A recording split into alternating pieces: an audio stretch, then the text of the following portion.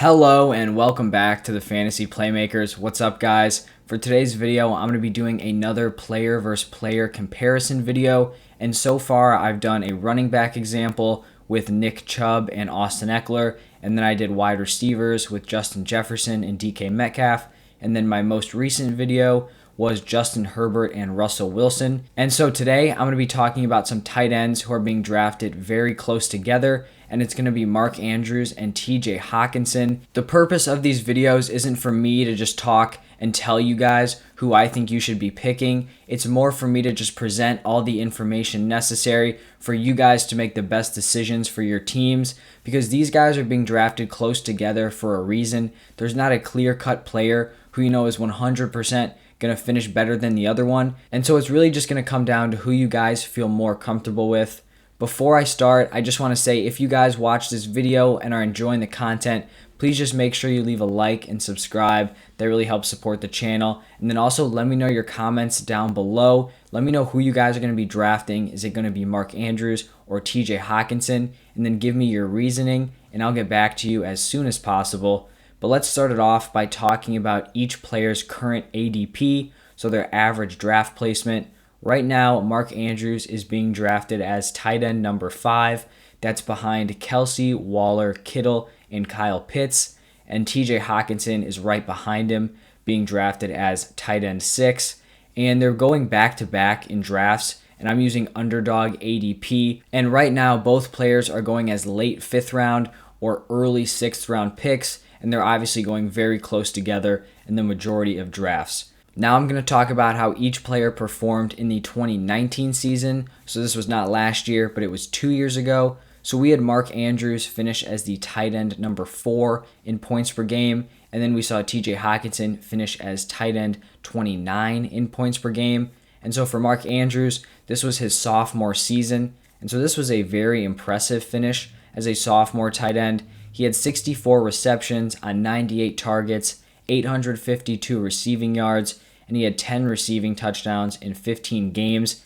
And he actually finished only within 1.2 half-point PPR points per game of the number 1 tight end. So he was averaging 11.7 half-point PPR points per game, and Travis Kelce and George Kittle both averaged 12.9. So he finished pretty close to those guys in terms of fantasy production, and he also led all NFL tight ends in touchdowns, deep targets, and average depth of target. So Mark Andrews was a guy who was super hyped up after his 2019 season. A lot of people really were looking forward to see what he would do in 2020, and I think he disappointed a little bit, but I'll get into that in just a second. Right now I'm going to talk about TJ Hockenson's 2019 season, and so this was his rookie year. He was a highly touted first-round draft pick, and in 12 games, he caught 32 passes on 59 targets for 367 receiving yards and 2 touchdowns. It was definitely solid output for a rookie tight end, but for a guy who was picked as high as Hockenson was, I think people were expecting a little bit more out of him. Next up, we've got the 2020 season. And so Andrews finished as tight end number 4 in points per game again. That's the same place he finished in 2019. And then Hockenson jumped up from tight end 29 in points per game in 2019.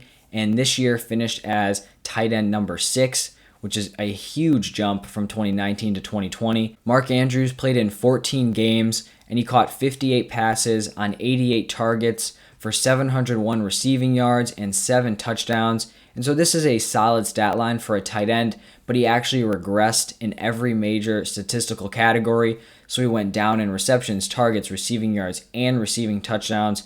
And so obviously that also led to a decrease in his fantasy production. He did actually see some improved numbers towards the end of the year, and that kind of lined up with Lamar Jackson playing better. So, that would kind of make sense. Quarterbacks playing better, his, number 1 or 2 weapon is also going to improve. In 2020, Hockenson caught 67 passes on 101 targets for 723 yards and 6 touchdowns, and this was a really nice jump from his rookie year to his sophomore season, and I think we really started to see why TJ Hockenson was such a high-end tight end prospect and just a high pick overall. When I'm looking at Mark Andrews' 2021 fantasy outlook, I think he's likely to finish somewhere in the range of his 2019 and 2020 seasons.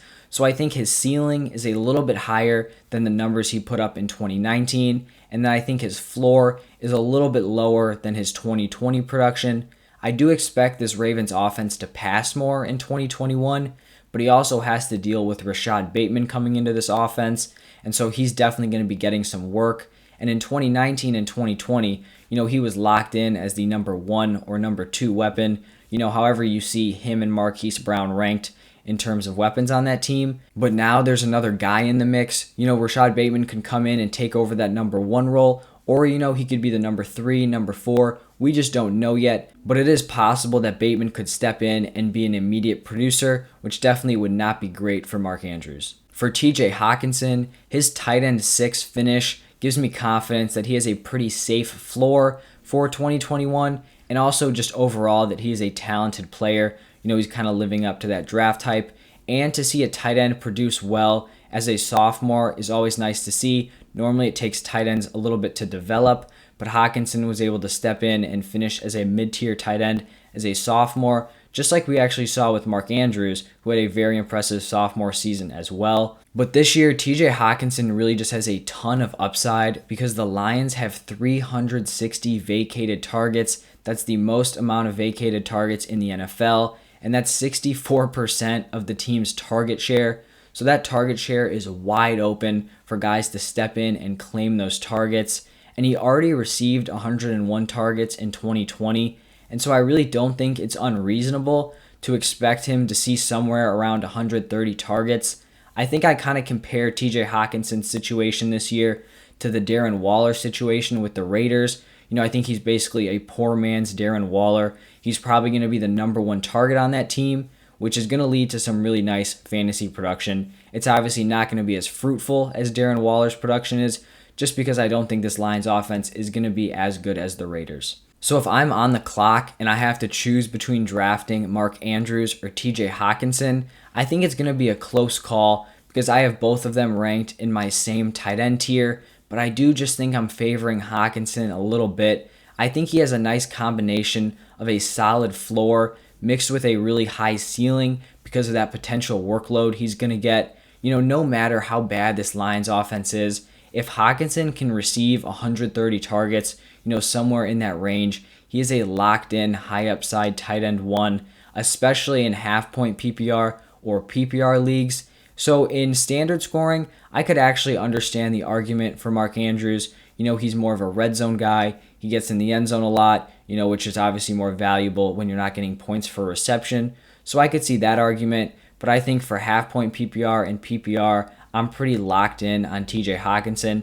And actually digging into these numbers, I think I've actually gotten much higher on Hockenson than I have been in the past, and he may actually move above Kyle Pitts in my tight end rankings. All right, so that is going to wrap it up for my Mark Andrews and TJ Hockenson comparison. Thank you guys for stopping by, watching, and listening.